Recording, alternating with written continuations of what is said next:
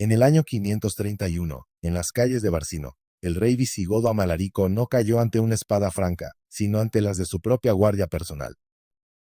Lo asesinaron no por tiranía, sino por cobardía, poniendo un fin sangriento a la centenaria dinastía baltinga. Este acto plantea la pregunta que atormentaría a su pueblo durante generaciones. ¿Cómo puede un reino sobrevivir a sus enemigos cuando su peor enemigo es el mismo? Para comprender la raíz de esta ponzoña, de esta enfermedad del alma que llevaba a los godos a devorarse entre sí, es necesario retroceder en el tiempo, a los días oscuros que siguieron a la gran catástrofe, cuando el reino visigodo de Tolosa se desangraba bajo el avance implacable de otra estirpe germánica, una que luchaba con la ferocidad de los lobos y la bendición del dios católico, los francos. Todo había comenzado más de 2 décadas antes, en el año 507, en los campos de Bouillé. Allí, el rey Alarico I, padre de Amalarico, había caído en batalla, y con él se derrumbó la confianza de todo un pueblo. Los visigodos, que durante un siglo habían dominado la Galia, fueron aplastados, y su reino, antes orgulloso y expansivo, se convirtió en una presa herida. Los francos, bajo el liderazgo de su astuto y brutal rey Clodoveo, avanzaban como una apisonadora. Las ciudades se les rendían una a una, abriendo sus puertas al nuevo poder, a veces por miedo, otras por afinidad religiosa con los conquistadores católicos. El gran reino de Tolosa se desmoronaba. La nobleza visigoda, en un acto de desesperación y fractura, no logró unirse. Una parte, aferrándose a la legitimidad dinástica, reconoció al pequeño Amalarico, hijo de Alarico I, como su rey. Pero Amalarico era solo un niño, un símbolo viviente en la ciudad fortificada de Carcasona, demasiado joven para gobernar, y mucho menos para liderar un ejército en una guerra por la supervivencia. Por otro lado, otra facción de la nobleza, más pragmática o quizás más ambiciosa, decidió que necesitaban un líder de inmediato, un guerrero que pudiera empuñar una espada en ese mismo instante. Eligieron a Gesaleico, un hijo bastardo del rey caído, un hombre con sangre real pero sin la bendición de un matrimonio legítimo. Gesaleico estableció su precaria corte en Narbona, pero su reinado comenzó con una huida. La aproximación combinada de los ejércitos franco y burgundio, sus aliados, lo obligó a abandonar la ciudad, dejando atrás de sí el hedor de la derrota. El norte y el centro del antiguo reino estaban ya bajo el control de Clodoveo. Solo quedaba libre una franja de tierra en el sur, la Septimania, con ciudades como Arles y la propia Carcasona resistiendo como islas en un mar hostil. Hispania, al otro lado de los Pirineos, permanecía ajena a la invasión directa, un vasto territorio visigodo que observaba con creciente temor el colapso de sus dominios galos. Clodoveo no solo acumulaba victorias militares, también ganaba la guerra simbólica. El emperador romano de Oriente, Anastasio, en un gesto político diseñado para debilitar a los godos arrianos, lo nombró cónsul honorario. Clodoveo, consciente del poder de la imaginería romana, celebró un desfile triunfal ataviado con una túnica púrpura y una diadema, evocando la gloria de los emperadores victoriosos. Parecía que el fin del pueblo visigodo era inminente, que serían borrados del mapa o reducidos a un dominio insignificante en Hispania. Pero la sangre llama a la sangre, y al otro lado de los Alpes, un poder formidable observaba la agonía de sus parientes. Teodorico el Grande, rey de los ostrogodos y señor de Italia, no era un hombre que permitiera la aniquilación de una estirpe goda. Era el monarca bárbaro más poderoso de su tiempo, un estadista que gobernaba desde Rávena con la eficiencia de un administrador romano y la autoridad de un jefe guerrero. Aunque debía mantener el grueso de sus fuerzas defendiendo Italia de las ambiciones del Imperio de Oriente, no abandonaría a los visigodos a su suerte. Teodorico no podía permitirse el lujo de liderar la expedición en persona, así que confió la misión al mejor de sus generales, el duque Ibas. Le entregó el mando de la élite del ejército ostrogodo, guerreros veteranos curtidos en las campañas de Italia. La orden era clara, no una campaña de conquista lenta y metódica, sino una guerra relámpago. La velocidad era la clave. Ibas dispuso a su ejército en una única y formidable columna y, sin titubear, la dirigió hacia la ciudad portuaria más importante y cercana, Marsella. No había tiempo para largos asedios que desgastarían a sus hombres y darían tiempo a los francos para reaccionar. Las ciudades debían ser tomadas al asalto. Y así fue. Los ostrogodos cayeron sobre Marsella con una furia disciplinada. Los francos, sorprendidos por la rapidez y la ferocidad del ataque, apenas pudieron organizar una defensa coherente. La ciudad fue reconquistada en poco tiempo. Ibas, fiel a su estrategia, no se detuvo a celebrar.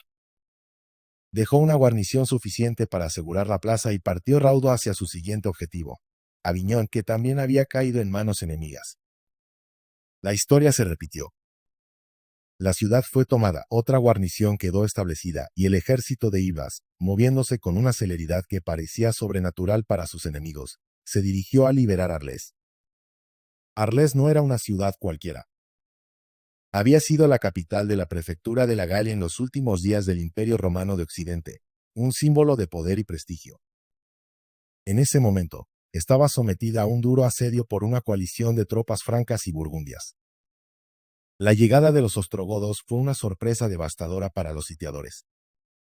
Cansados y confiados en que ningún auxilio visigodo era posible, se vieron de repente enfrentados a un ejército fresco, disciplinado y sediento de victoria. Ibas no les dio oportunidad de reponerse. Los destrozó en una batalla corta y sangrienta, capturando a un número tan elevado de guerreros que posteriormente serían vendidos como esclavos, llenando las arcas de la expedición. La victoria en Arles fue total y cambió el curso de la guerra. Corría el año 509, y el éxito de Ibas era tan rotundo que decidió arriesgarse a una maniobra aún más audaz: dividir su ejército. Una parte, un contingente de ataque rápido, fue enviada directamente al corazón del reino burgundio. El objetivo no era conquistar y mantener sus ciudades, sino sembrar el caos y el pánico. La treta era psicológica: forzar a los burgundios, al ver su propio hogar atacado, a retirar sus tropas de la campaña en la Galia visigoda para defender sus tierras. La estrategia funcionó a la perfección. Las noticias de los ataques ostrogodos llegaron a los comandantes burgundios, quienes, temiendo por sus familias y posesiones, ordenaron a una parte significativa de sus fuerzas regresar a casa. La coalición enemiga comenzaba a fracturarse. Mientras tanto, Ibas, al frente de la otra mitad de su ejército, la más poderosa, marchó hacia su objetivo más importante: rescatar al joven Amalarico, el rey legítimo, que seguía atrapado en Carcasona. En su camino, tomó Narbona, la ciudad que Gesaleico había abandonado, y finalmente llegó ante los muros de Carcasona, que también estaba bajo asedio.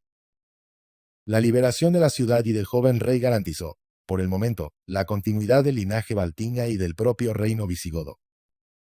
Tras estas victorias, los ostrogodos consolidaron su control sobre la antigua Septimania, decidiendo establecer una frontera defendible en lugar de intentar una reconquista total de las tierras perdidas más al norte. Se alcanzó una paz relativa, una tregua tensa marcada por escaramuzas fronterizas, pero la gran invasión franca había sido detenida. Con la amenaza externa contenida, Teodorico el Grande formalizó su posición. Se convirtió oficialmente en el regente del reino visigodo, gobernando en nombre de su joven nieto Amalarico. El Salvador se había convertido en el tutor, el protector en el soberano de facto. Pero en este nuevo orden surgió un problema evidente, un cabo suelto que amenazaba con desatar una nueva tormenta, esta vez desde dentro. Ya había un rey visigodo, o al menos un hombre que se consideraba a sí mismo como tal: Gesaleico. El hijo bastardo de Alarico, aunque derrotado y fugitivo, no había renunciado a sus pretensiones. La nobleza visigoda, sin embargo, es pragmática y siempre se inclina hacia el sol que más calienta. La inmensa mayoría, viendo el poderío de Teodorico y la legitimidad de Amalarico ahora respaldada por las invencibles legiones ostrogodas, le juró lealtad. Los días de Gesaleico en el mundo de los vivos estaban contados. Se avecinaba una guerra civil, no entre dos potencias, sino entre un poder establecido y un rebelde desesperado. Gesaleico, abandonado por casi todos sus antiguos partidarios, entendió que no tenía futuro en la Galia. En el año 510, huyó a Hispania, buscando refugio en la ciudad de Barcino, la actual Barcelona. Allí, lejos del centro de poder ostrogodo en la Galia, logró reunir un pequeño ejército de fieles, hombres que quizás le debían lealtad personal o que simplemente desconfiaban de la tutela ostrogoda. Desde Barcino, comenzó a causar problemas, lanzando incursiones y desafiando a la autoridad de Teodorico. El rey ostrogodo, que no toleraba la disidencia, no tardó en reaccionar. Una vez más, confió la tarea a su hombre de confianza, el infalible duque Ibas. Al frente de sus veteranos, Ibas partió de la Septimania, cruzó sin dificultad los Pirineos y se plantó frente a las murallas de Barcino. Gesaleico, quizás en un acto de valentía o de pura necedad, decidió no esperar un asedio. Salió con sus hombres al encuentro de las fuerzas de Ibas y presentó batalla en campo abierto. El resultado fue predecible. El ejército improvisado de Gesaleico fue aplastado por la maquinaria militar ostrogoda. La derrota fue total y humillante. Gesaleico, una vez más, se vio obligado a escapar para salvar la vida. El problema para él era que Hispania ya no era un lugar seguro. La nobleza visigoda de la península, siguiendo el ejemplo de sus pares en la Galia, ya había jurado lealtad a Malarico y por ende a su regente Teodorico. No había castillos donde esconderse, ni señores que le ofrecieran refugio. Desesperado, en el año 511, tomó una decisión audaz. Embarcó y puso rumbo al sur, hacia el reino vándalo en el norte de África. Buscaba asilo y, sobre todo, ayuda militar para continuar su lucha. El rey vándalo, Trasamundo, lo recibió, pero con cautela. Los vándalos no tenían ningún deseo de verse arrastrados a un conflicto directo con el poderoso Teodorico. Por ello, le ofrecieron a Gesaleico un generoso apoyo económico, una bolsa de oro con la que podría comprar mercenarios, pero le negaron cualquier tipo de ayuda militar. Le dejaron claro que su lucha era solo suya. Gesaleico, con el dinero vándalo en su poder, buscó otros apoyos. Envió mensajeros a los francos y al Imperio Romano de Oriente, pero nadie más quiso ayudar al rey sin reino. Su causa estaba perdida. Aún así, no se rindió. Con el oro de los vándalos, Gesaleico regresó a Hispania. Logró comprar la lealtad de un nuevo ejército de mercenarios y, en un último y fatídico intento, presentó batalla una vez más en las cercanías de Barcino, desafiando de nuevo a Ibas. El resultado fue idéntico al del año anterior. Su ejército fue aniquilado y esta vez, Gesaleico no pudo escapar. Fue capturado por las tropas ostrogodas y, poco después, ejecutado. La rebelión había terminado. La guerra civil había sido sofocada. Con la muerte del pretendiente bastardo, se abrió un período de paz y reconstrucción para el maltratado reino visigodo, una paz impuesta y garantizada por la autoridad de Teodorico el Grande. Teodorico, ahora señor indiscutible de ambos reinos godos, se dedicó a la tarea de gobernar y reconstruir. Su objetivo no era simplemente saquear las riquezas visigodas, sino fortalecer el reino para que su nieto Amalarico, un día, heredara un dominio próspero y seguro. Actuó con la visión de un emperador romano. Delegó la administración económica y civil a un alto cargo romano de su confianza, aplicando las eficientes prácticas burocráticas de Italia. Los asuntos militares, por otro lado, quedaron en manos del probado y leal Dux Ibas. Se reforzaron todas las guarniciones de la Galia visigoda, la Septimania, para garantizar la seguridad de la población y atajar cualquier brote de anarquía. Ordenó la reconstrucción de las defensas de las ciudades que habían sufrido daños durante la guerra, como la importante ciudad de Arles. Pero la medida más sabia de Teodorico fue de carácter económico y logístico. Consciente de que un ejército de ocupación podía ser una carga insoportable para una población ya empobrecida, y para evitar expoliar a los habitantes mediante impuestos abusivos o la requisa de alimentos, estableció una ruta de suministros marítima desde Italia. Barcos cargados de cereales llegaban regularmente para mantener a sus propios hombres, aliviando la presión sobre los recursos locales. Más aún, con la idea de que la economía pudiese resurgir, decretó una bajada de impuestos para la población galorromana, ganándose su gratitud y fomentando una recuperación más rápida. En Hispania, donde la guerra no había llegado con la misma virulencia, las medidas fueron más laxas, pero el principio fue el mismo: reforzar la economía y las fuerzas de la península. Sin embargo, los puestos de mayor responsabilidad, tanto civiles como militares, recayeron sobre hombres de confianza de Teodorico, nobles ostrogodos que aseguraban su control directo sobre el territorio. La máxima autoridad militar en Hispania fue otorgada a un ostrogodo de notable inteligencia y lealtad inquebrantable a Teodorico, un hombre llamado Teudis. Su nombre resonaría con fuerza en las décadas venideras. Teodorico legislaba y gobernaba sobre todos los dominios visigodos con la misma autoridad que en Italia. De hecho, muchos historiadores lo consideran un rey visigodo más en la lista, pues su reinado, aunque ejercido como regente, fue absoluto. Su ambición iba más allá de una simple unión personal. Soñaba con una unificación real y duradera de los dos pueblos godos. Un gesto simbólico y práctico de esta intención fue el traslado del tesoro real visigodo desde la Galia a Rávena, la capital del reino ostrogodo. Aunque ambos tesoros se mantuvieron contablemente separados, la medida centralizaba el poder financiero y simbólico en sus manos. Impulsó también una política de matrimonios mixtos entre las aristocracias visigoda y ostrogoda, buscando fusionar las élites de ambos reinos. El más importante de estos enlaces fue el matrimonio de su propia hija, Amalasuntha, con un noble godo llamado Eutarico, a quien Teodorico designó como su heredero. La intención era clara: que Eutarico, con lazos de sangre con ambas ramas del pueblo godo, heredase un imperio gótico unificado tras la muerte del anciano rey.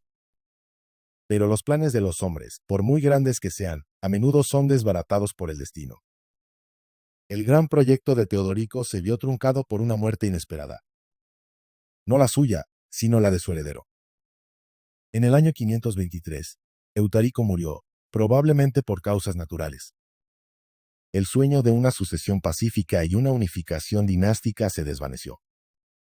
A pesar de este revés, los años de regencia de Teodorico fueron una edad de oro para el reino visigodo. La paz y la recuperación económica se habían afianzado. Su figura era temida y respetada más allá de las fronteras. Sin embargo, todo tiene un final. En los últimos años de su vida, la situación política comenzó a complicarse de nuevo. Surgieron tensiones con el Imperio Romano de Oriente, con los vándalos, los burgundios y los francos. Y lo que era más peligroso, también aparecieron fisuras internas. La aristocracia senatorial romana y la influyente Iglesia Católica en Italia comenzaron a distanciarse del monarca godo, recelosas de su autoritarismo y de sus políticas goticistas, que favorecían a su propio pueblo en detrimento de las tradiciones romanas. Era un eco del problema que había debilitado a los visigodos antes de la invasión franca: la desconfianza entre la élite godarriana y la élite romana católica. Teodorico sentía que su fin se acercaba y temía que su gran obra, el reino ostrogodo de Italia, se deshiciera sin su liderazgo. Como diría el historiador Daniel Gómez Aragonés, el reino ostrogodo era un gigante con pies de barro, una imponente estructura construida sobre la voluntad de un solo hombre. En su lecho de muerte, reunió a los condes ostrogodos y les hizo jurar dos cosas: lealtad a su nuevo heredero, su joven nieto Atalarico, hijo de la difunta Amalasuntha, y respeto al Senado y al pueblo de Roma, en un último intento de cerrar la brecha que él mismo había ayudado a crear. Finalmente, en el año 526, Teodorico el Grande, el hombre que había salvado a los visigodos y soñado con un imperio godo unido, murió por causas naturales. Su sueño moría con él. El reino ostrogodo recayó sobre el niño Atalarico, bajo la regencia de su madre Amalasuntha. El reino visigodo, por su parte, pasó finalmente a manos del hombre en cuyo nombre Teodorico había gobernado durante casi 2 décadas, Amalarico, que alcanzaba por fin su mayoría de edad y su plena soberanía. La frontera entre ambos reinos se estableció en el río Ródano. La separación fue inmediata y definitiva. Una de las primeras acciones de Amalasuntha, la nueva regente ostrogoda, fue devolver el tesoro visigodo a territorio visigodo, un gesto que certificaba que los dos reinos volvían a caminar por sendas separadas. Las tropas ostrogodas que habían guarnecido la Galia Hispania durante años recibieron la orden de regresar a Italia. No todas lo hicieron. Muchos soldados ya habían echado raíces, habían formado familias con mujeres visigodas o hispanoromanas y decidieron quedarse en la que ya consideraban su nueva patria. Entre ellos, el más importante era Teudis, el gobernador militar de España, que mantuvo su poder e influencia. Los dos reinos comenzaron a andar por sí solos, y sus destinos se separaron de nuevo. En Italia, el reino ostrogodo se encaminó hacia su trágico final. La regente Amalasuntha decidió educar a su hijo Atalarico según la tradición romana, lo que enfureció a una parte de la nobleza ostrogoda, que veía en ello una traición a sus costumbres. La reina regente respondió con mano de hierro, ordenando ejecutar a varios nobles que la criticaban abiertamente. Este fue el principio del fin, una espiral de intrigas y violencia que culminaría en la devastadora guerra gótica, en la que el general bizantino Belisario reconquistaría Italia para el emperador Justiniano. Pero esa, como bien dice la crónica, es otra historia. Volvamos a Hispania, o más bien a la Galia. Amalarico, el nuevo rey visigodo, ascendió al trono sin oposición. Contaba con el apoyo de la nobleza visigoda y, crucialmente, con el respaldo del poderoso ostrogodo Teudis, que había decidido vincular su destino al de los visigodos. El joven rey estableció su capital no en Hispania, sino en Narbona, en el corazón de la Septimania, el último bastión visigodo en la Galia. Su principal preocupación era la misma que había obsesionado a sus predecesores: los francos. Para lograr la paz, o al menos para retrasar una nueva guerra, recurrió a la diplomacia matrimonial. Se casó con Clotilde, una princesa franca, hija del temible Clodoveo. Parecía una jugada inteligente, un enlace que podría sellar la paz entre los dos reinos rivales. Pero nada más lejos de la realidad. Las crónicas de la época son contradictorias sobre qué hizo estallar el conflicto. Unas sugieren que los francos simplemente buscaban un pretexto para reanudar su expansión y que estaban conspirando contra los visigodos. Otras, más novelescas, cuentan una historia de drama doméstico y religioso, que Amalarico, un devoto arriano, maltrataba a su esposa Clotilde por ser católica y que ella, desesperada, envió un mensaje a su hermano Childeberto, rey de los francos, solicitando auxilio. Sea cual fuere la causa real, el resultado fue el mismo. Los francos reunieron a sus huestes y, con el rey Childeberto a la cabeza, lanzaron una nueva invasión a gran escala contra los territorios visigodos en la Galia. Amalarico, cuyo reino había disfrutado de casi 20 años de paz bajo la protección ostrogoda, se encontró en una situación desesperada. Tuvo que reunir a sus propias tropas, pero éstas eran insuficientes y, sobre todo, carecían de experiencia militar reciente. Eran soldados que no habían combatido en una gran batalla en toda una generación. A pesar de todo, Amalarico partió con sus fieles al encuentro de los francos. No se sabe con certeza dónde tuvo lugar la batalla ni el número de combatientes en cada bando. Lo único que está claro es el resultado. Los visigodos sufrieron una derrota aplastante, total y humillante. La derrota desató la anarquía en los territorios visigodos de la Galia. Fue un sálvese quien pueda en toda regla. El ejército se desintegró. Amalarico, el rey, en lugar de intentar reagrupar a sus hombres o organizar una defensa en Narbona, huyó a toda velocidad con su guardia personal.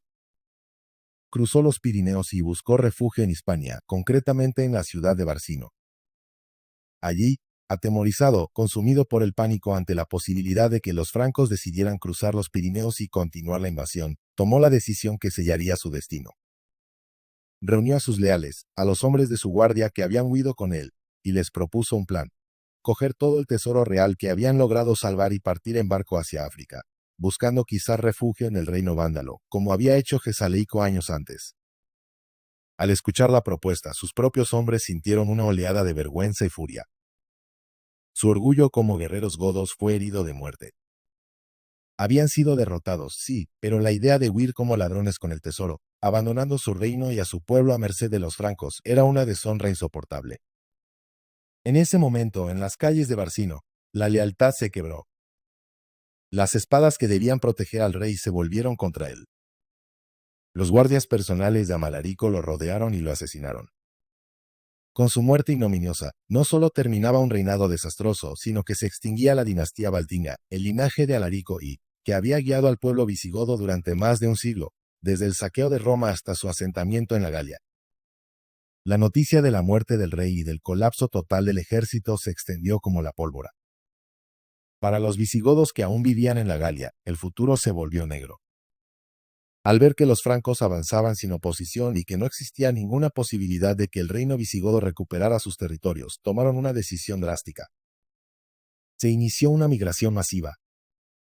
Familias enteras de visigodos, tanto de los territorios que ya habían caído en manos francas como de la Septimania, abandonaron sus hogares, sus tierras y sus posesiones. Pusieron rumbo al sur, hacia Hispania, una tierra que en ese momento parecía llena de oportunidades, un refugio seguro que se había mantenido en gran medida ajeno a las devastadoras disputas de Europa. No fueron solo visigodos. También muchos ostrogodos que se habían asentado en la Galia, e incluso algunos que veían el futuro incierto de su propio reino en Italia, decidieron unirse a la migración e iniciar una nueva vida en Hispania. El trono visigodo estaba vacante, manchado por la sangre de una traición nacida de la cobardía. Pero un reino no puede permanecer sin cabeza por mucho tiempo. Pronto, el poder recayó en el hombre más poderoso de Hispania, el antiguo tutor de Amalarico, el ostrogodo Teudis.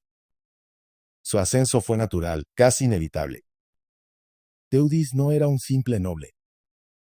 Poseía enormes extensiones de tierra, grandes riquezas y, lo más importante, una formidable guardia personal de 2000 guerreros, un ejército privado leal solo a él.